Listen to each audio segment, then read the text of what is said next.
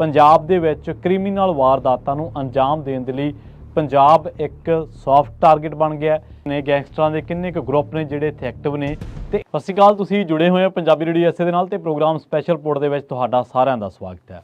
कई तरह के सवाल खड़े होणगे, पंजाब दे लॉ एंड ऑर्डर ते सवाल खड़े होणगे, हरियाणा दे लॉ एंड ऑर्डर ते सवाल खड़े होणगे। इहदे नाल इस रिपोर्ट दे विच आपां इह सब तो वड्डे सवाल ते चर्चा करांगे कि की पंजाब दे विच क्रिमिनल वारदातां नूं अंजाम देण दे लई पंजाब एक सॉफ्ट टारगेट बन गया। गैंगस्टरां दे किन्ने क इहो ਜਿਹੇ नैटवर्कस ने, गैंगस्टरां दे किन्ने क ग्रुप ने जिहड़े इत्थे एक्टिव ने। ते इहदे नाल पंजाब दे विच किहड़ी इंडस्ट्री जिहड़ी आ ओह सुरੱਖਿਅਤ है। मनोरंजन जगत की इंडस्ट्री, सिनेमा जां संगीत जगत, जां फिर व्यापारी, जां फिर पोलीटिकल लोग पंजाब ते हरियाणे। अज आपां दोनों स्टेटां की गल करांगे, पंजाब ते हरियाणे दोनों बारे आपां इस रिपोर्ट दे विच चर्चा करांगे कि दोनों ਥਾਵਾਂ ਦੇ ਉੱਤੇ किस तरीके ਨਾਲ क्राइम ਵੱਧਦਾ जा रहा ਤੇ ਲੰਘੇ 2 ਹਫ਼ਤਿਆਂ ਦੇ ਵਿੱਚ क्राइम ਦੀਆਂ ਉਹ ਵੱਡੀਆਂ ਘਟਨਾਵਾਂ ਤੁਹਾਨੂੰ ਦੱਸਾਂਗੇ ਇਸ ਰਿਪੋਰਟ ਦੇ ਵਿੱਚ, ਜਿਨ੍ਹਾਂ ਨੇ ਪੰਜਾਬ ਦੇ ਜਿਹੜੇ ਲੋਕ ਨੇ, ਜਿਹੜੇ ਅਮੀਰ ਨੇ, ਕਾਰੋਬਾਰ ਕਰਦੇ ਨੇ ਜਾਂ ਸਿਆਸੀ ਨੇ ਜਾਂ ਫਿਰ ਕਿਸੇ ਨਾ ਕਿਸੇ ਤਰੀਕੇ ਨਾਲ ਵਪਾਰ ਦੇ ਨਾਲ ਜੁੜੇ ਨੇ, ਇੰਡਸਟਰੀਲਿਸਟ ਨੇ, ਉਹਨਾਂ ਦੇ ਵਿੱਚ ਉਹਨਾਂ ਦੇ ਦਿਲ ਦਹਿਲਾ ਦਿੱਤੇ ਨੇ, ਉਹਨਾਂ ਦੇ ਵਿੱਚ ਬਹੁਤ ਵੱਡਾ ਦਹਿਲ ਪੈਦਾ ਕਰ ਦਿੱਤਾ। ਅਸਲ ਦੇ ਵਿੱਚ ਹੋਇਆ ਕਿ ਲੰਘੇ ਦਿਨੀ ਬੰਟੀ ਬੈਂਸ ਤੇ ਖਬਰ, ਗੋਲੀਆਂ ਚੱਲਣ ਵਾਲੀ ਖਬਰ ਤੁਸੀਂ ਸੁਣੀ ਹੋਣੀ ਹੈ। ਕਟਾਣੀ ਢਾਬੇ ਤੋਂ ਫਰੌਤੀ ਦੀਆਂ ਜਿਹੜੀਆਂ ਲੱਕੀ ਪਟਿਆਲ ਨੇ ਫਰੌਤੀ ਮੰਗੀ ਸੀ, ਉਹ ਖਬਰ ਤੁਸੀਂ ਸੁਣੀ ਹੋਣੀ ਹੈ। ਇਸ ਤੋਂ ਇਲਾਵਾ ਤੁਹਾਡੇ ਨਜ਼ਰ ਦੇ ਵਿੱਚ ਨਫੇ ਸਿੰਘ ਰਾਠੀ ਵਾਲੀ ਖਬਰ ਹੋਣੀ, ਜਿਹਦੇ ਵਿੱਚ ਉਹਦਾ ਕਤਲ ਕਰ ਦਿੱਤਾ ਗਿਆ। ਤੇ ਉਸ ਤੋਂ ਬਾਅਦ ਸਚਿਨ ਗੋਦਾ, ਜਿਹੜਾ ਕਿ ਹਰਿਆਣਾ ਦੇ ਗੁੜਗਾਉਂ ਦਾ ਇੱਕ ਬਹੁਤ ਵੱਡਾ ਵਪਾਰੀ ਸੀ, ਉਹਦਾ ਕਤਲ ਕਰ ਦਿੱਤਾ ਗਿਆ। ਤੇ ਉਸ ਤੋਂ ਬਾਅਦ ਲਗਾਤਾਰ ਕਈ ਕਿਤੇ ਐਨਕਾਊਂਟਰ ਹੋ ਰਿਹਾ, ਕਿਤੇ ਜਿਹੜਾ ਕੋਈ ਵੀ ਗੈਂਗਸਟਰ ਆ ਉਹਦੇ ਘਰ ਦੇ ਇਹ ਪਨਾਹ ਮੰਗ ਰਹੇ ਨੇ ਕਿ ਸਾਨੂੰ ਸੁਰੱਖਿਆ ਦਿਓ, ਨਹੀਂ ਤਾਂ ਸਾਨੂੰ ਫਲਾਂ ਕੋਈ ਬੰਦਾ ਕਤਲ ਕਰ ਦਊਗਾ। ਸੋ ਇੱਥੇ ਤੁਸੀਂ ਅੰਦਾਜ਼ਾ ਲਾ ਸਕਦੇ ਹੋ ਕਿ ਪੰਜਾਬ ਤੇ ਹਰਿਆਣੇ ਦੀ ਜਿਹੜੀ ਲਾਅ ਐਂਡ ਆਰਡਰ ਦੀ ਸਮੱਸਿਆ ਹੈ ਉਹ ਕਿਸ ਤਰੀਕੇ ਦੀ ਹੈ, ਤੇ ਇਹਨੂੰ ਇੱਥੇ ਕਿੰਨਾ ਸੌਖਾ ਹੈ ਕਿਸੇ ਵੀ ਵਾਰਦਾਤ ਨੂੰ ਅੰਜਾਮ ਦੇਣਾ, ਕਿਸੇ ਵੀ ਟਾਰਗੇਟ ਨੂੰ, ਉਹਨੂੰ ਆਪਣੇ ਟਾਰਗੇਟ ਨੂੰ ਅਚੀਵ ਕਰਨਾ, ਜਾਂ ਕਹਿ ਲਓ ਕਿ ਟਾਰਗੇਟ ਦੇ ਉੱਤੇ ਨਿਸ਼ਾਨਾ ਲਾਉਣਾ, ਉਹਨੂੰ ਜਾਨੋਂ ਮਾਰਨਾ।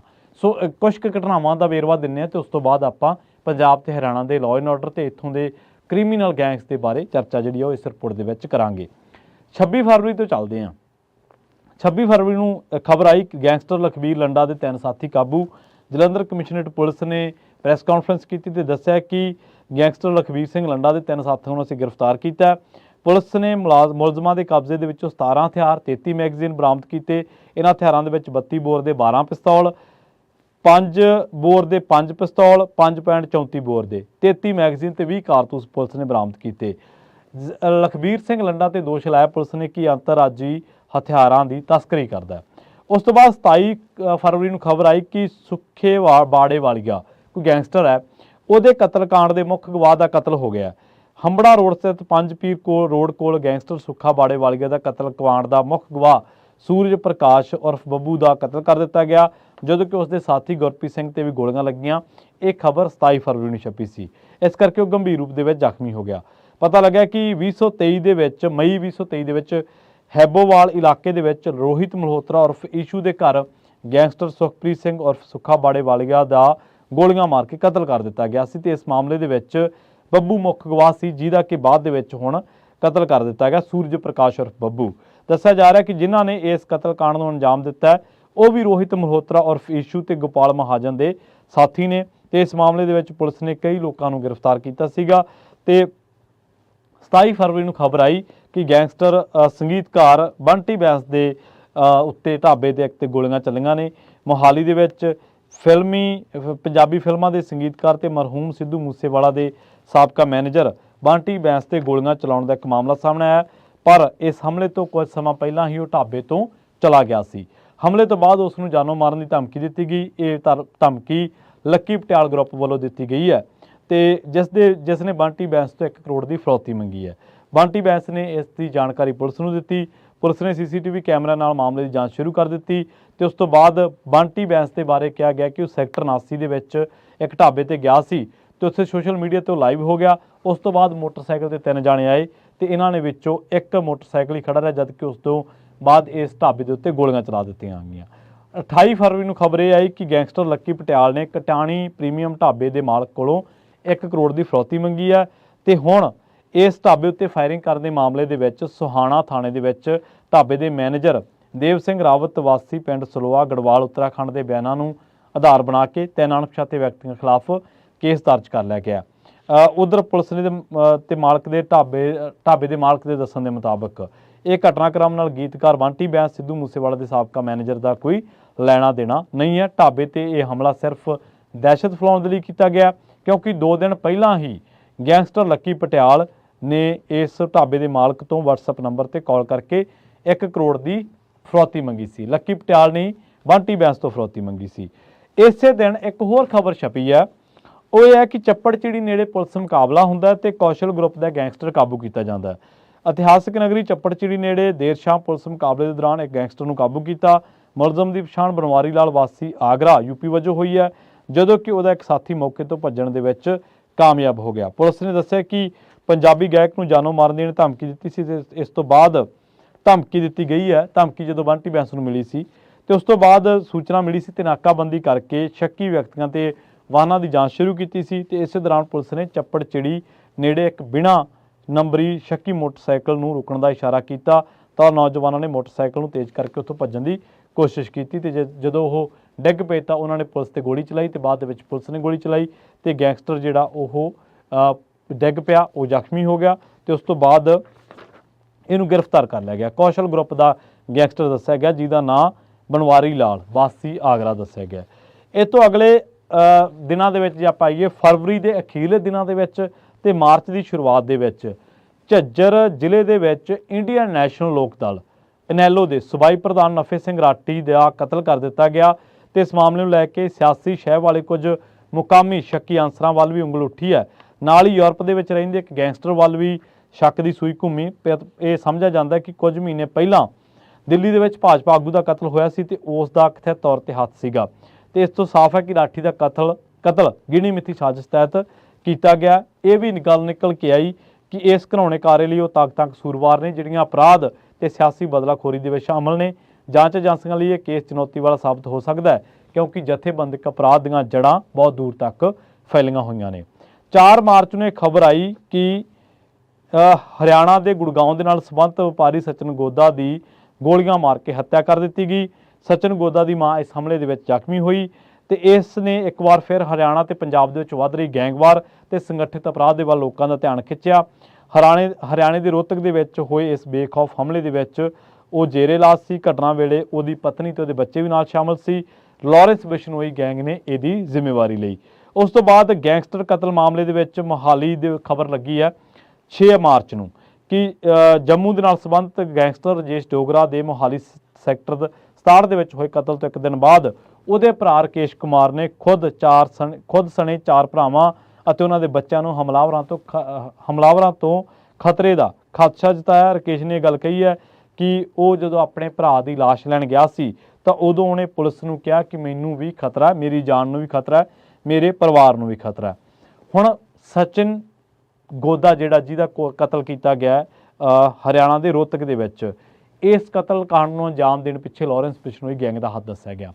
ਨਫੇ ਸਿੰਘ ਰਾਠੀ ਜਿਹੜਾ ਕਿ ਇਨੈਲੋ ਦਾ ਸੂਬਾ ਪ੍ਰਧਾਨ ਸੀਗਾ ਔਰ ਉਸ ਕਤਲ ਤੋਂ ਬਾਅਦ ਸਿਆਸੀ ਗਲਿਆਰਿਆਂ ਦੇ ਨਾਲ ਆਮ ਲੋਕਾਂ ਦੇ ਵਿੱਚ ਵੀ ਦਹਿਸ਼ਤ ਦਾ ਮਾਹੌਲ ਬਣ ਗਿਆ।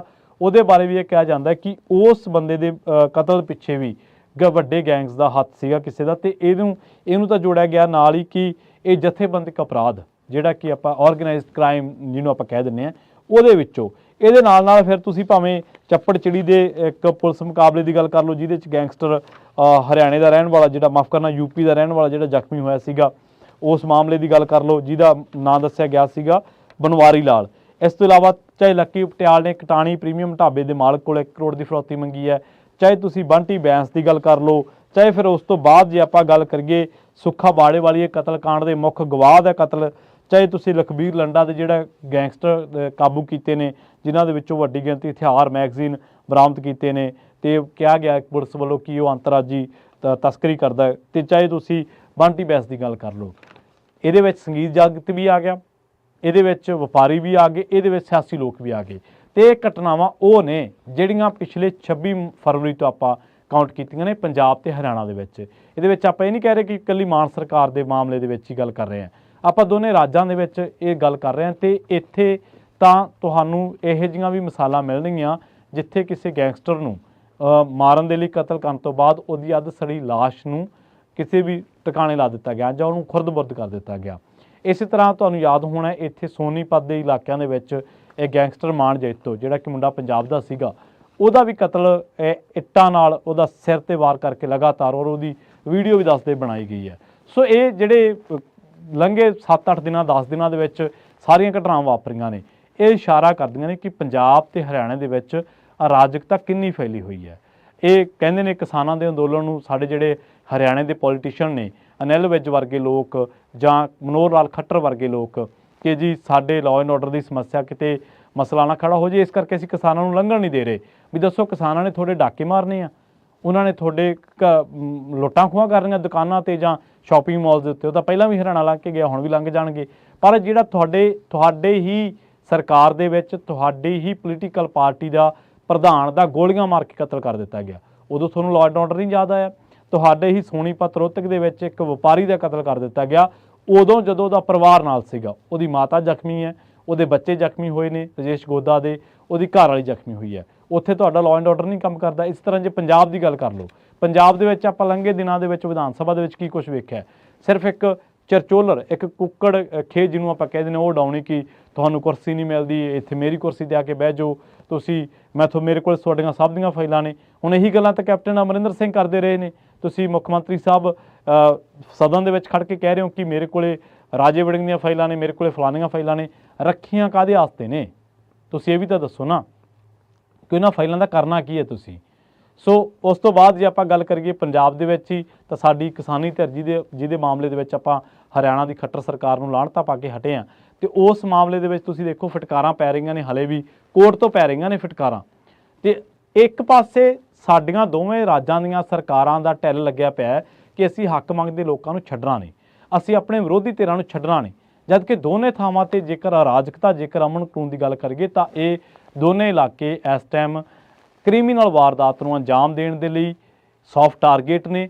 ਤੇ ਇਹਦੇ ਨਾਲ ਜੇਕਰ ਆਪਾਂ ਇਹ ਕਹੀਏ ਕਿ ਇੱਥੇ ਵਪਾਰੀ ਵੀ ਸੁਰੱਖਿਅਤ ਨਹੀਂ, ਇੱਥੇ ਉਦਯੋਗਪਤੀ ਵੀ ਸੁਰੱਖਿਅਤ ਨਹੀਂ, ਉਹ ਤੋਂ ਵੀ ਫਰੌਤੀ ਮੰਗੀ ਜਾਣੀ ਹੈ, ਇੱਥੇ ਸਿਆਸੀ ਲੋਕ ਵੀ ਸੁਰੱਖਿਅਤ ਨਹੀਂ, ਉਹ ਤੋਂ ਵੀ ਫਰੌਤੀ, ਇੱਥੇ ਕਬੱਡੀ ਵੀ ਸੁਰੱਖਿਅਤ ਨਹੀਂ, ਇੱਥੇ ਸੰਗੀਤ ਜਗਤ ਵੀ ਸੁਰੱਖਿਅਤ ਨਹੀਂ।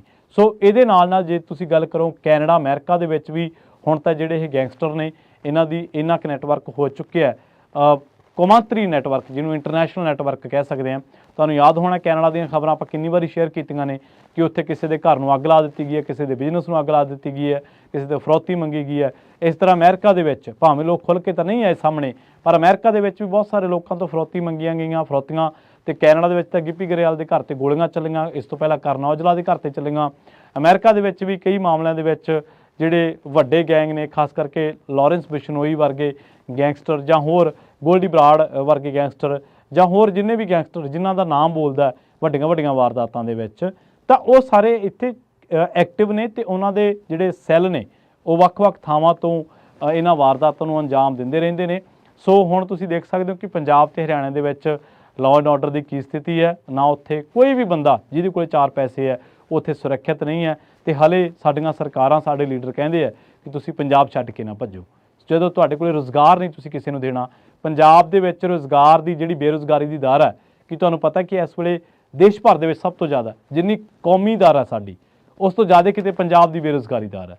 ਸੋ ਇੱਥੋਂ ਤੁਸੀਂ ਅੰਦਾਜ਼ਾ ਪੰਜਾਬ ਦੇ ਰੁਜ਼ਗਾਰ ਦਾ ਲਾ ਸਕਦੇ ਹੋ ਕਿ ਸਾਡੇ ਹਾਲਾਤ ਕੀ ਨੇ। ਹਾਲਾਤ ਕੋਈ ਹਰਿਆਣੇ ਦੇ ਵੀ ਸਾਡੇ ਨਾਲੋਂ ਬਹੁਤਾ ਜੁਦਾ ਨਹੀਂ ਗੇ।